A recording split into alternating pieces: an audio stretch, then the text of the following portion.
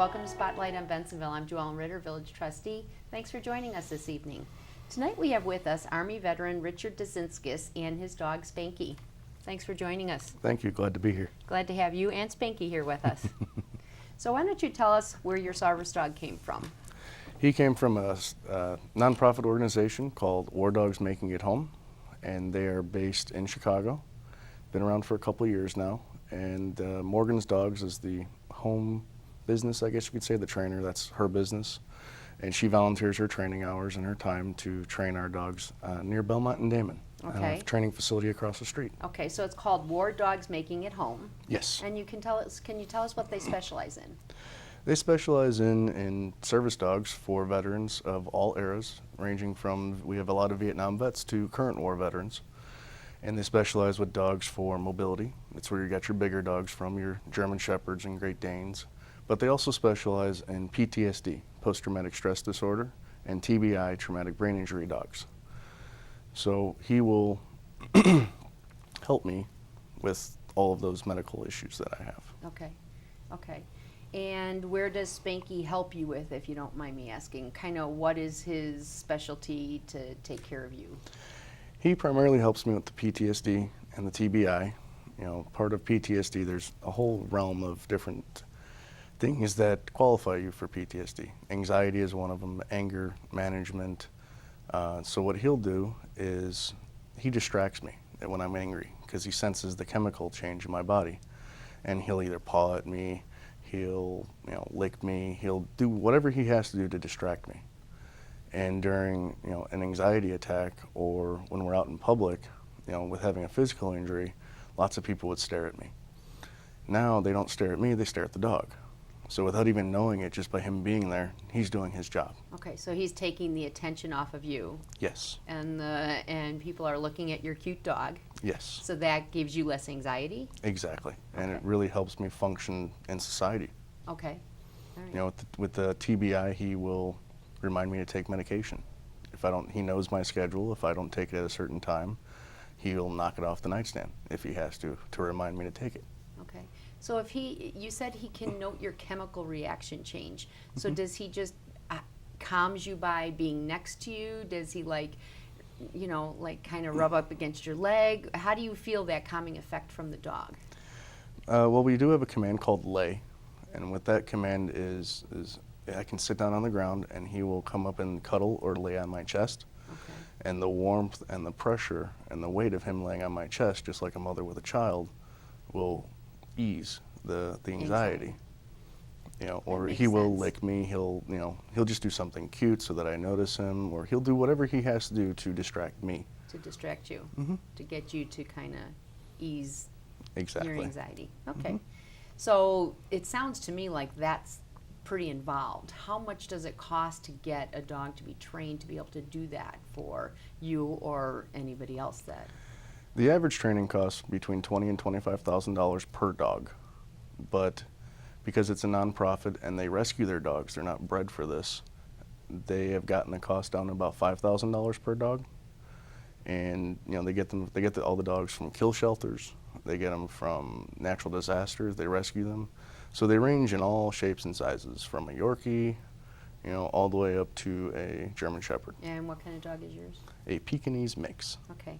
So you're saying they're rescue dogs. So this is almost kind of a twofold situation. Not only are dogs being rescued, but they're also then being trained to kind of rescue a veteran. Correct. Those magnets and bumper stickers, who rescued who, with the paw print on them. Okay. It's a perfect example. Okay. We rescued each other. All right. And how long have you had Spanky with you? It'll be 2 years in August. Okay. And is this the only dog you've ever had? Only service dog I've ever had. Okay. I've always grown up with a dog as a pet, but he's different.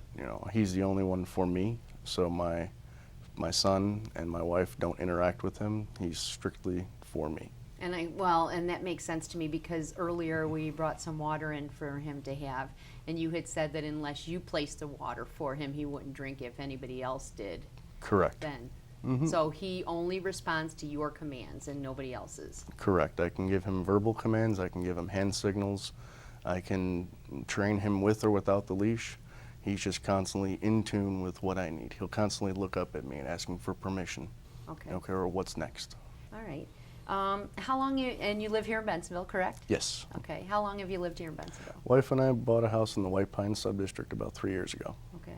And do you have any children? One son, he's 2.5. His name is Dominic. Dominic. A bundle of joy and energy. And when he gets you upset, does the dog calm him down or does he calm you down? A little bit of both, I think. He doesn't interact with my son, but he kind of looks at me like, hey, you know, why are you upset? What's going on? Uh-huh. So. But the dog doesn't have a problem with you playing with Dominic or No, not at anything all. like that? No jealousy or anything, not even with the cat, you know, nothing. So you have a cat too? I do. I have a little black cat named Smokey. Okay, all right. So let's get into your military life a little bit, because obviously the reason that you need to have Spanky is because of the fact that you are in the military. As we mentioned earlier in the show at the beginning, you are a Purple Heart veteran, which thank you very much for your service. Not we a do problem. appreciate that. I should have said that at the beginning of the show. I should say it all throughout the show, in all honesty. How did you know that you wanted to get into the military? As a young child growing up, my dad always watched World War II movies, Vietnam movies, you know, the Audie Murphy movies, stuff like that. So I really got into those, and I was real big into history. And then my grandfather served in World War II with General Patton. So kind of growing up with that knowledge and that desire, really, you know, as a young child, I set my life ahead of me already. I said, okay, I'm going to do 20 years in the military, get out, get my pension. Then I was going to teach history for 20 years. So you had your whole life all planned out. I did. Didn't kind of go that way, though, did it? No, the good Lord had a different plan. Okay, so what we're going to do now is take a short commercial break. And then when we come back, let's talk a little bit more about what happened when you were in the service and how you got to this point in your life now. Sounds good. Thanks for joining us, and we'll be right back after a short commercial break.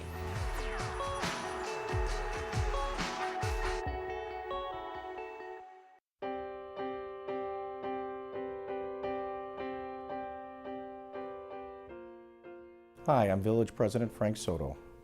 Many residents have contacted Village Hall, our administrators, and our Public Works Director, Joseph Karachi, regarding questions and concerns about the grade cross separation at Irving Park Road and York Road. The video is intended to show you some of the timelines that are involved. But once this project is complete, it is incredible benefit for the residents of Bensenville. It will alleviate the delays that are caused by the intersection, and also will improve overall traffic flow and accessibility to Irving Park Road through Bensenville. The York and Irving Park intersection is one of the most congested intersections in all of the Chicagoland area. We are working diligently with the Illinois Department of Transportation to try to correct this problem. Working with IDOT, we have come up with a $64 million project to try to improve businesses and our residents' flow of traffic through the area. As I mentioned, 2012 was the completion of the first bridge. We're looking at 2014 being the completion of the second bridge. After that, we'll have an intersection improvement project for the entire intersection with wider lanes, wider cross sections, safer traffic movements. This is all part of a plan that hopefully will start on the intersection improvements in 2014 with a completion sometime in the early to mid part of 2015. We are looking at this project as being a major impact on our businesses, on our traffic flow, and on the village of Bensenville in general. If you have any questions, please feel free to call the Public Works Department at 630-350-3435. Thank you.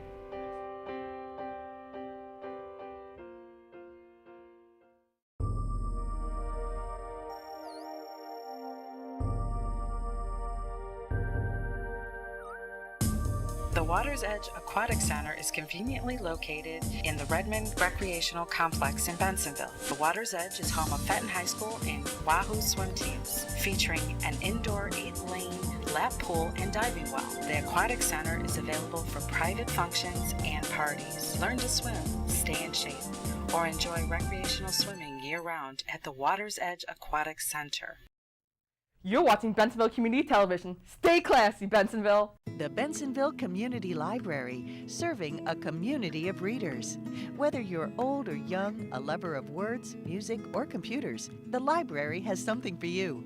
Check out our new Kindles, toddler jams, story and movie nights, or a variety of other activities offered. For more information, call us at 630-766-4642 or check out our schedule on the web at benlib.org. bensenville.org. The Bensenville Community Library, celebrating 50 years of library service.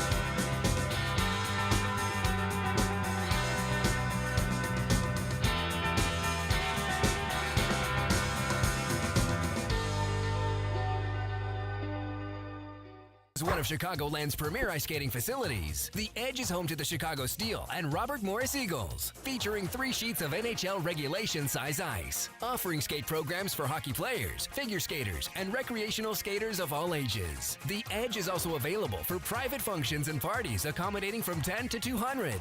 Whether you're a novice or an Olympian, experience the spectacular Edge Ice Arena. Staying connected is important, and at the Village of Bensenville, it has never been easier to keep up to date with what's happening in our community. On your phone, PDA, PC, laptop, or tablet, the Village of Bensenville website offers easy integration, so you'll stay connected at home, in the office, or on the road. To follow us on Facebook, simply go to the Bensenville homepage and click on the Facebook icon in the lower left-hand corner. This will take you to the Bensenville Facebook fan page. Once there, click the like button to add us to your newsfeed and receive regular updates from around town. To follow us on Twitter, simply go to the Bensenville homepage and click on the Twitter icon in the lower left-hand corner. This will take you to the Bensenville Twitter page. Once there, click the follow button to add us to your Twitter feed and receive regular community updates. To receive email and cell phone notifications, click on the Notify Me button. This will take you to the Notify Me dashboard. Once there, simply add your email address and/or cell phone number at the top of the page, and then select which service you would like to receive updates from. The most common update section is in the Newsflash Bensenville News. Click on the envelope icon for email alerts and on the phone icon for phone alerts. You can choose one, the other, or both. To watch our public access cable show or board meetings, simply click on the Bensenville Web TV button on the lower left sidebar menu of the homepage. This will take you to our streaming center, where you can play current and past Bensenville cable TV shows and board meetings. To pay your Bensenville utility bill online, just click the Online Payments button and then follow the instructions provided on our secure payment site.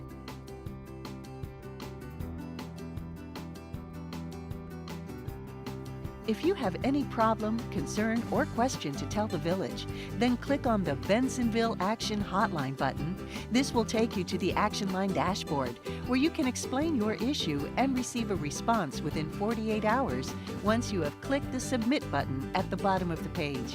Staying connected is important, and at the Village of Bensenville, it has never been easier to keep up to date with what's happening in our community. On your phone, PDA, PC, laptop, or tablet, the Village of Bensenville website offers easy integration, so you'll stay connected wherever you are.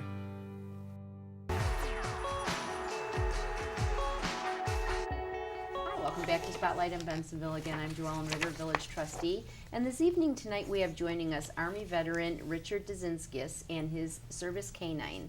Richard is a Purple Heart veteran, and as I mentioned earlier, we thank him for his service to the United States and to each of us, and appreciate the fact that you let us live the lives that we do because of what you and many others have done. Why don't you tell us how many years you were in the Army and what you did while you were in the Army? Kind of give us a beginning to end scenario. All right. Well, I joined in right out of high school, so 2003. And from there I went to Fort Knox for my training. as a Cav Scout, which is part of the armor branch of the Army. And from there I went to Korea. So I was in Korea from December of '03 to roughly August of '04, when we got our first deployment orders to go to Iraq. So we went to Iraq from '04 to '05 during the Iraqi election. Came back stateside to Colorado Springs at Fort Carson. And from there we had deployment orders to go to Iraq again with a different unit. So we went from '06 to '08 is when my unit was still there. And so I did 5 years total. Okay. What happened while you were there? Why don't you give us a description of what you lived through? Well, during the first tour of duty, for the first 6 to 9 months, we didn't have any running water. So we washed our clothes with scrub boards and buckets, and it really made me appreciate the little things in life. And then the second deployment, I was involved in a pretty bad ambush in December of '06, but I was severely injured the following month, January of '07. Okay, when you say you were involved in an ambush, what exactly happened? Well, the way my LT describes it at that time was the most intense firefight during our unit's deployment there. They actually had to call in what they call fixed-wing aircraft, which is just fighter jets from the Air Force to drop bombs on the area. So it was my platoon, roughly 30 people, fighting against the insurgency. And they outgunned us, outmanned us, and it was a pretty intense fight. For my actions there, I received an Archon with Valor. And can you give me, what does that mean? With Valor, just kind of puts the stipulation that I went above and beyond, basically. Okay. And is that where you were injured so that you had to come home? No, actually, that was the following month. I did receive a slight injury there. I had a ricochet bullet hit me in the face, but you'd never know. Good plastic surgeon. The following month, we were on a night patrol, and my vehicle was hit with 7 EFPs, which is basically a roadside bomb. Okay. But it's of the armor-piercing type. So it's much more deadly to our Humvees, which are up-armored, and our Bradleys and tanks. So it can actually go through the metal of those? Correct. It'll go right through the armor and the metal. Okay. To give you an idea of how strong it is, the glass on these Humvees are roughly 4 inches thick, and the shrapnel went right through the glass, just incinerated one of the glasses. So when people here stateside think that our men and women that are over there serving are protected by these big, bulky metal vehicles, in some instances that's just not true. Exactly. Okay. Yeah. Okay. So it was hit. Yeah, it was hit. My driver and my dismount were killed instantly. My TC, my truck commander, had a scratch on his arm and his elbow, and I was the gunner in the vehicle, and so I had my left arm blown off. My left lung was punctured and cut in half. I still have shrapnel on my left hip. I have shrapnel injuries up and down my left flank from that explosion. Also during the attack, flare cooked off, which basically means a flare went off and shot off and actually shot me in the back. And I have a perfect circular burn on my back, which was a good thing because it woke me up from being unconscious so that I could alert the rest of my platoon what was going on. Okay. So okay. I know I'm going to repeat what you said. So it woke you up. Yep. You were unconscious. Mm-hmm. And that woke you up. And then that was how you alerted the rest of the platoon to come Come medevac me. Okay. Because when they heard me screaming as they drove by, because I was the lead vehicle in the convoy, so when they drove by, they heard me screaming. So the assumption was that had you not woke up, they would have just driven by thinking that you had passed away with the rest of your... No, we don't leave anyone behind. Okay. They would have stopped, secured the area. It just got them there faster. Exactly. It got them there much faster. They instantly stopped, put security around the vehicle, and proceeded to medevac me out to safety. Okay, so I'm sorry. So you get to safety. What happened from there? Well, I went through a series of surgeries in Baghdad in the cash unit and in Germany in Longstuhl. I spent 3 days there. Then they started shipping me stateside, but I became unstable in the air. So they had to land in Bethesda on the East Coast for a day, and then immediately get me to Brooke Army Medical Center in San Antonio, where I spent 18 months doing more surgeries and rehab. And look at you now. You look great. Thank you. I Thank mean, you very thank much. God you're here. I have good function. That's awesome. Can't And- feel it, but I can. It's there. So you have good function. You're able to use your arm, and that brings us back to why we originally had you come on the show, and that was to talk a little bit about your dog. So from there, you came home and you got Spanky. Yeah, I mean, I retired in July of '08, and I just got him a couple years ago. It took that long to really stabilize and get off the medications and to try to function. I mean, even now I still don't do certain things because of the PTSD, but he really, really helps with just everyday life. I mean, getting up is, you know, he has to go out to the bathroom. He has to be walked. You know, that keeps me on a schedule. Okay. And being prior military, that really helps me function on a day-to-day basis. So his schedule is what keeps you on schedule. Exactly. So it goes back to what we said earlier in the show, which is kind of, it's a twofold. You guys are helping, you and your dog are helping each other. Correct. Between him and my son, I am on a set schedule 5 days a week. Which, yeah, and with how old did you say your son is again? 2.5. Dominic's 2.5. Yeah, he needs to be on his schedule. Been there, done that.